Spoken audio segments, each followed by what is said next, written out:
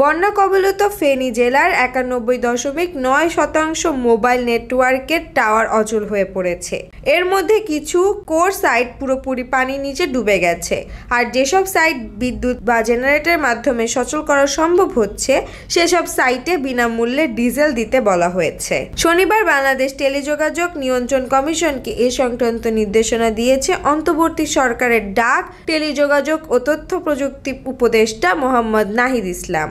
ডাক ও টেলিযোগাযোগ মন্ত্রণালয়ের জনসংযোগ কর্মকর্তা মোহাম্মদ জসিম উদ্দিনের পাঠানো এক সংবাদ বিজ্ঞপ্তিতে একথা জানানো হয়। বিজ্ঞপ্তিতে উপদেষ্টা বলেছেন, বিদ্যুৎ না থাকায় ফেনীর 653টি টাওয়ারের মধ্যে 78টি সচল রাখতে প্রচুর ডিজেল প্রয়োজন হচ্ছে। তাই বিটিআরসিকে এসব টাওয়ার সচল রাখতে মোবাইল অপারেটরদের জেনারেটরগুলোর জন্য প্রয়োজনীয় ডিজেল বিনামূল্যে দেওয়ার নির্দেশনা দেওয়া হয়েছে। ডাক, টেলিযোগাযোগ ও তথ্য প্রযুক্তি উপদেষ্টার নির্দেশনা অনুযায়ী বিটিআরসির সামাজিক দায়বদ্ধতার তহবিল থেকে এ টাকা দেওয়া হবে। বিজ্ঞপ্তিতে আরো বলা হয়, 78টি জেনারেটর প্রতিদিন 6,552 লিটার ডিজেল ব্যবহার হয়। এজন্য দৈনিক দরকার 7,14,168 টাকা। বিদ্যুৎ সঞ্চালন স্বাভাবিক না হওয়া পর্যন্ত বিনামূল্যে ডিজেল সরবরাহ করা হবে।